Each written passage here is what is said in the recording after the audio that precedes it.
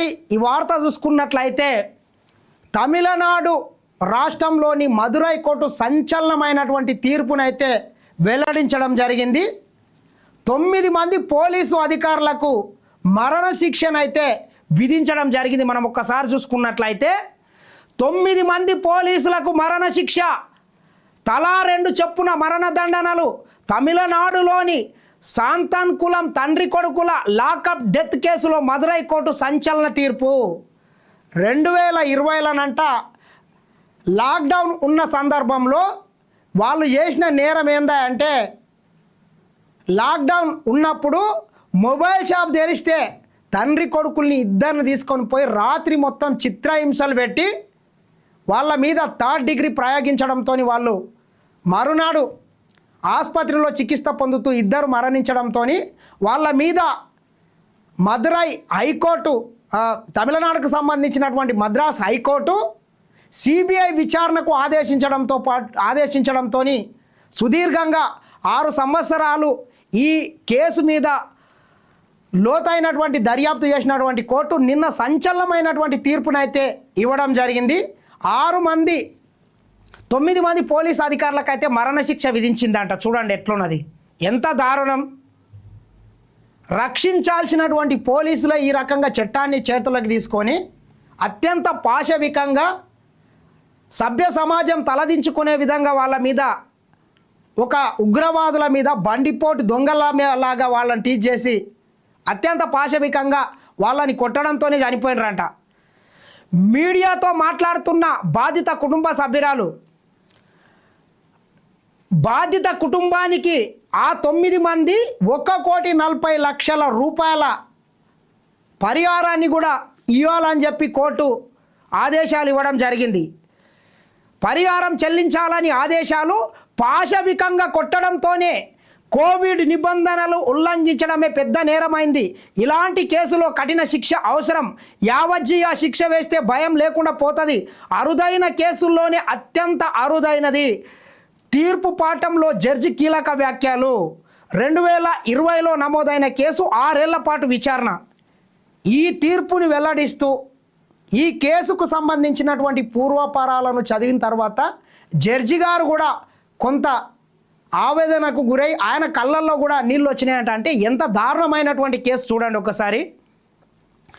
తమ కస్టడీలో ఉన్న తండ్రి కొడుకులను పోలీసులు అత్యంత పాశవికంగా కొట్టి హత్య చేసిన కేసులో తమిళనాడులోని మదురై కోర్టు సంచలన తీర్పు వెల్లడించింది.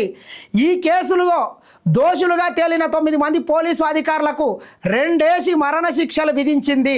అంతేగాక బాధిత కుటుంబ సభ్యులకు దోషులైన ఆ పోలీసు అధికారులు 1,40,00,000 నష్టపరిహారం కింద చెల్లించాలని స్పష్టం చేసింది. ఈ మేరకు first additional district and session court judge Muthu Kumaran సోమవారం తీర్పు ఇచ్చారు. ఇది అరుదైన కేసుల్లోనే అత్యంత అరుదైన కేసు అని ఈ సందర్భంగా జడ్జి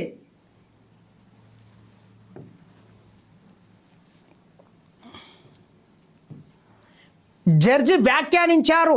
శాంతి భద్రతలను రక్షించాల్సిన పోలీసులే చట్టానికి వ్యతిరేకంగా ప్రవర్తించారని ఆగ్రహం వ్యక్తం చేశారు. గతంలో ఏ విధమైన నేర చరిత్ర లేని తండ్రి కొడుకులు జయరాజ్ 58 సంవత్సరాలు, బేనిక్స్ 31లను పోలీసులు కస్టడీలో దారుణంగా కొట్టారని చెప్పారు. సెక్షన్ 342, 195, 211, 218, 302 రెడ్ విత్ 109, 34 ఐపీసీ సెక్షన్ల కింద నమోదైన ఈ కేసులో మొత్తం 9 మంది పోలీసు అధికారులను దోషులుగా తేలుస్తూ మార్చి 23న కోర్టు తీర్పు చెప్పింది. వీళ్ళే తండ్రి కొడుకులు, వీళ్ళు 9 మంది పోలీసు అధికారులు. మరణశిక్ష పడిన పోలీసులు అంట. చివరి చిత్రంలో ఉన్న పోలీస్ కరోనాతో ఈయన ఎస్ఐ చనిపోయిందంట. ఎంత దారుణం చూడండి. అసలు ఏమైందా అంటే, తమిళనాడులోని తుత్తుకుడి జిల్లా సాక్తాన్కూలంలో 2020 జూన్ 19న తండ్రి కొడుకులు జయరాజ్, బేనిక్స్లను పోలీసులు అదుపులోకి తీసుకొని స్టేషన్కు తరలించారు. వాళ్ళు చేసిన తప్పేంటంటే కోవిడ్ సమయంలో అనుమతించిన లాక్డౌన్ నిబంధనలు మించి వీరు సెల్ ఫోన్ల షాప్ తెరిచి ఉండడమే తండ్రి కొడుకులపై పలు సెక్షన్ల కింద కేసు నమోదు చేసిన పోలీసులు విచారణ పేరుతో వారిని రాత్రంతా లాకప్లో ఉంచి పాశవికంగా కొట్టారు.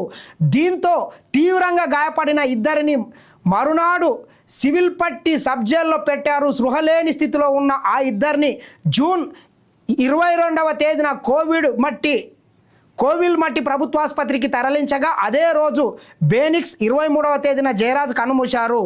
ఈ ఘటన దేశవ్యాప్తంగా సంచలనం సృష్టించింది. పోలీసులు దారుణ కాండకు ప్రజలంతా ఖండించారు. వాణిజ్య సంఘాల నిరసనలు ఆందోళనలు చేపట్టాయి. ఈ నేపథ్యంలో 10 మంది పోలీసులపై కేసు నమోదైంది.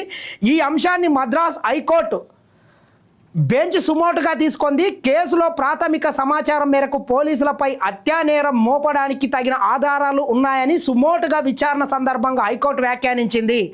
కేసుకు సంబంధించిన ఆధారాలు కూడా చెరిపివేయడానికి పోలీసులు ప్రయత్నించారని చెప్పింది. ఈ రకంగా కొట్టి పోలీస్ స్టేషన్లో ఉన్నటువంటి సీసీ కెమెరాలను కూడా ధ్వంసం చేసి సాక్ష్యాధారాలను కూడా రూపుమాపడానికి పోలీసులు ప్రయత్నం చేసినారంట. చూడండి ఎంత దారుణం. మొత్తం సీసీ ఫుటేజ్ని మొత్తం ధ్వంసం చేసినారంట. కోర్టు పర్యవేక్షణలో సాగిన ఈ కేసు విచారణలో 1500 పేజీలతో కూడిన ఛార్జ్షీట్ను సిబిఐ దాఖలు చేసింది. బాధితుల ఒంటిపై ఉన్న గాయాలు దారుణంగా ఉన్నాయని తీర్పు పాఠం చదివిన సందర్భంగా జడ్జి పేర్కొన్నారు. అవి సహజమైనవి కావన్నారు. ఆ గాయాలతోనే వారు మృతి చెందారని స్పష్టం చేశారు. ఆ గాయాలు బాధితులే స్వయంగా చేసుకున్నారన్న వాదనను జడ్జి నిర్బంధంగా తోసిపుచ్చారు. మళ్ళీ కొట్టడం వల్లే ఇంత ఘోరంగా గాయాలు అయ్యాయని పోస్టుమార్టం నివేదిక వెల్లడించినట్లు చెప్పారు. జయరాజ్ గుండె సంబంధిత రోగి అయినా కూడా ఆయన మృతికి జబ్బు కారణం కాదని పోలీసులు పదే చితక బాధడమే కారణమని జడ్జి స్పష్టం చేశారు. ఈ సందర్భంగా జడ్జి తీవ్రంగా స్పందించారు. ఇది సాధారణ నేరం కాదు, కేవలం చిన్నపాటి నిబంధనలు ఉల్లంఘించారన్న ఏకైక కారణంతో నిరాయుధులైన ఆ ఇద్దరిని ఒక రాత్రంతా పోలీస్ స్టేషన్లో ఉంచి బట్టలు ఉడదీసి విచక్షణ రహితంగా పాశవికంగా దాడి చేశారు. కక్ష సాధింపు చర్యగా ఈ ఘటన కనిపిస్తోంది. తండ్రి కొడుకులకు పెట్టిన చిత్రహింసల గురించి చదువుతుంటే తీవ్ర దిగ్భ్రాంతి కలుగుతుంది. స్టేషన్లో రాత్రి 7:40 నుంచి మరునాడు వేకోజామున 3 గంటల వరకు లాఠీలతో తీవ్రంగా కొట్టినట్లు తేలింది. లాకప్ గోడలకు కూడా రక్తపు చారలు అంటాయంటే పరిస్థితి గ్రహించవచ్చు. ఈ మేరకు అరుదైన కేసుల్లో అత్యంత అరుదైనది. పోలీసుల్లో ఎవరు ఎక్కువ చిత్రహింసలు పెట్టారన్న వ్యత్యాసం చూపాల్సిన అవసరం లేదు. ప్రస్తుత దోషులకు కేవలం యావజ్జీవ కారాగార శిక్షతో సరిపెడితే ఇలాంటి నేరాలకు పాల్పడే వారికి భయం లేకుండా పోతుందని పేర్కొన్నారు.